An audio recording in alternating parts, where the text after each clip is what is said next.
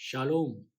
आज जिस वचन पर आपसे बात करना चाहता हूँ, वो पाया जाता है मत्ती उसका 6वाँ अध्याय 5 और 6 पद। और जब तू प्रार्थना करे, तो कपटियों के समान न हो, क्योंकि लोगों को दिखाने के लिए सभाओं में और सड़कों के मोड़ों पर खड़े होकर प्रार्थना करना उनको अच्छा लगता है। मैं तुझसे सच कहता हूँ, वे अपना प्रतिफल पा चुकी।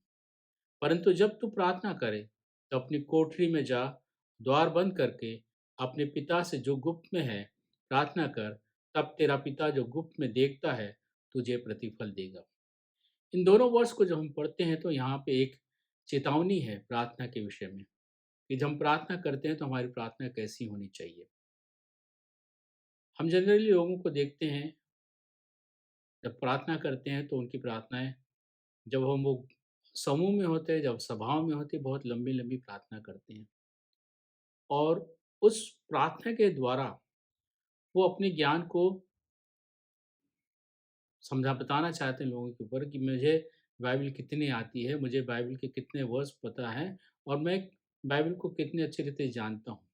और ये दिखाने के लिए वो लंबी लंबी प्रार्थनाएं करते हैं, लोगों को सुनाने के लिए, लोगों से एप्रिसिएशन प्राप्त करने के लिए उनकी प्रार्थनाएं हुआ करती हैं। जबकि प्रार्थना टू द पॉइंट होना चाहिए, और बहुत कम शब्दों में होना चाहिए।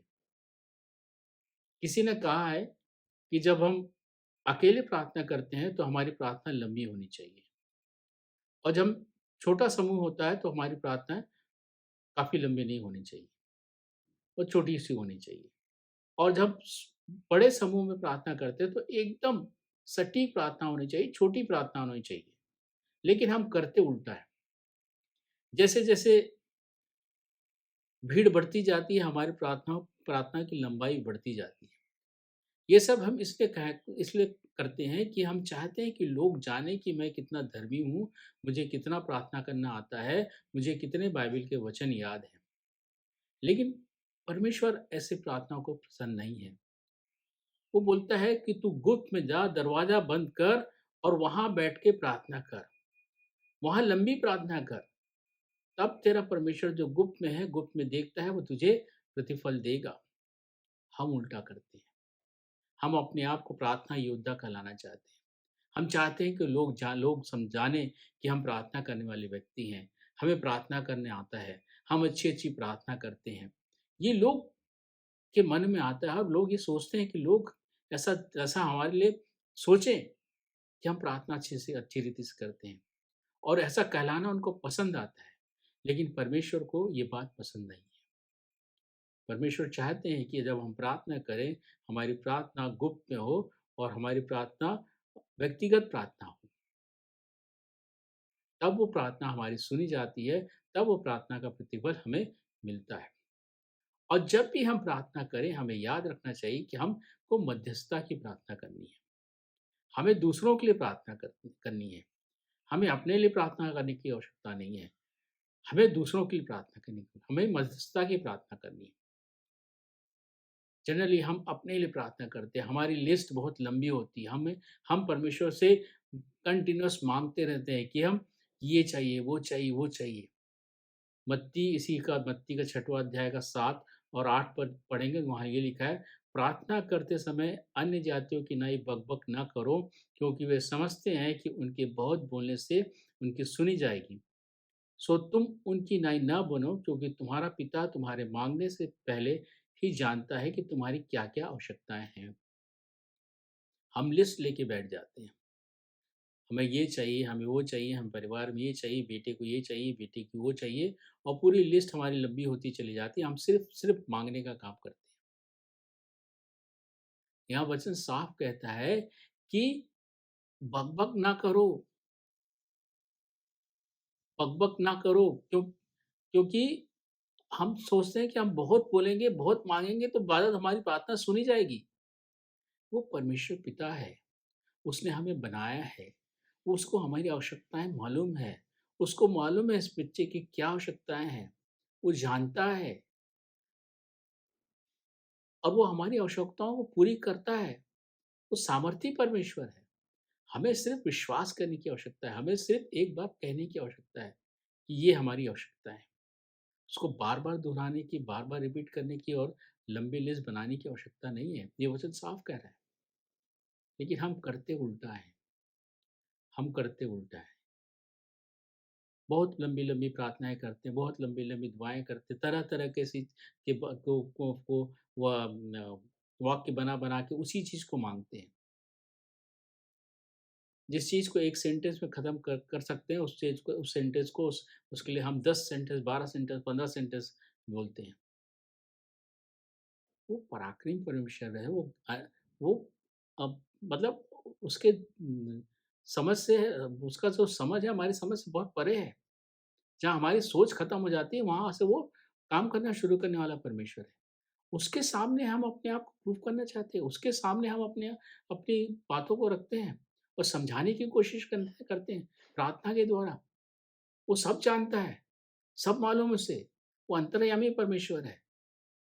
हमें सिर्फ़ अपनी दुआ को छोटी से छोटी रखनी है, अपनी दुआ को कम शब्दों में उसके सामने प्रस्तुत करना है, मुझे मालूम है। और दिखाने के लिए नहीं, दिखाने के लिए नहीं प्रार्थना करनी है। दूसरों को दिखाने के लिए नहीं कि हमें प्रार्थना करना आता है, बल्कि सिर्फ़ नम्र और दीन मन के प्रार्थना करने की आवश्यकता है। कम शब्दों में प्रार्थना करने की आवश्यकता है, ताकि वो प्रार्थना परमेश्वर पिता तक पहुँचे। और सबसे बड़ी बात ये है कि हमें मध्यस्थता की प्रार्थना करने की आवश्यकता है। हमें बनाया इसलिए गया है कि हम दूसरों की चिंता करें, हम दूसरों के लिए प्रार्थना करें। जब हम दूसरों के लिए प्रार्थना करेंगे तो परमेश्वर ऑटोमेटिक वो हमारी जो प्रार्थना है, हमारी जो समस्या है, वो सुनेगा, उसकी सुधि लेगा और वो उसको पूरी करेगा, उसको सॉल्व करेगा हमारी जो भी प्रॉब्लम है, जो भी आवश्यकता है। अगर हम अय्यूब उसका 42 अध्याय और 10 पद, अय्यूब 42 और 10 में अगर पढ़ेंगे तो वहाँ लिखा है, जब अय्यूब ने अपने मित्रों के लिए प्रार्थना की, तब यहोवा ने उसका सारा दुःख दूर किया और जितना अय्यूब का पहले था, उसका दुगना यहोवा ने उसे दे दिया। अय्यूब जब दुःख में था, अय्यूब की जब विपत्ति उसकी पड़ी, तो दोस्त उसके 3 दोस्त उसके पास आते हैं और उसके साथ बात करते हैं। जब हम पढ़ेंगे तो काफ़ी उसके अगेंस्ट में बात कर रहे थे। अय्यूब को वो एक अपराधी या दोषी ठहराने की वाली बात करते हैं। वो बोल रहे थे क्योंकि तूने गलत काम किया, तूने परमेश्वर के विरुद्ध पाप किया इसलिए परमेश्वर ने तुझे ये दिया है। ये सब बातें वहाँ अय्यूब के दोस्त उससे कर रहे थे। लेकिन जब अंत के अध्याय में जब 42 वर्ष में आते हैं, तो परमेश्वर बोलता है अपने मित्रों के लिए प्रार्थना कर। और जब अय्यूब अपने मित्रों के लिए प्रार्थना करता है, तब लिखा है तब यहोवा ने उसका सारा दुःख दूर किया। ये एक की है कि यहाँ परमेश्वर बता रहे हैं कि अगर तुम परमेश्वर से कुछ पाना चाहते हो, अगर परमेश्वर से तुम्हारी कुछ आवश्यकताएँ हैं, तो पहले दूसरों के लिए प्रार्थना करो, दूसरों की चिंता करो, दूसरों की सुधि लो। और जब हम दूसरों के लिए प्रार्थना करते हैं तो लिखा है कि यहोवा ने उसका सारा दुःख दूर किया और जितना अय्यूब का पहले था, उतना दुगना उसने दे दिया। ये एक कंडीशन है, ये एक परमेश्वर से अगर हम कुछ चाहते हैं तो हमें परमेश्वर के सामने मध्यस्थता की प्रार्थना करनी पड़ेगी। और मध्यस्थता की प्रार्थना तब कर सकते हैं जब हम एकांत में जाके, गुप्त में जाके, अपने बंद दरवाजे में जाके हम प्रार्थना करें। लंबी प्रार्थना करें, परमेश्वर से प्रार्थना करें, दूसरों के लिए प्रार्थना करें। तो जो आवश्यकताएँ हैं हमारी, वो जानता है हमारी आवश्यकताएँ और परमेश्वर उन आवश्यकताओं को ज़रूरत से पूरा करेगा। इसलिए यहाँ एक चेतावनी है हमारे लिए कि हम जब भी प्रार्थना करें, हम बक-बक ना करें, हम लंबी दुआ ना करें, हम लोगों के लिए दिखाने के लिए दुआ ना करें, अपने ज्ञान बढ़ाने के लिए दुआ ना करें, परंतु सिर्फ़ सही शब्दों में, कम शब्दों में अपनी बातों को परमेश्वर के सामने रखें, ताकि हम जो चाह रहे हैं, वो परमेश्वर के द्वारा हम उसको प्राप्त कर पाएँ। परमेश्वर इन वचनों के द्वारा हम सबों को बहुतायत की आशीष दे।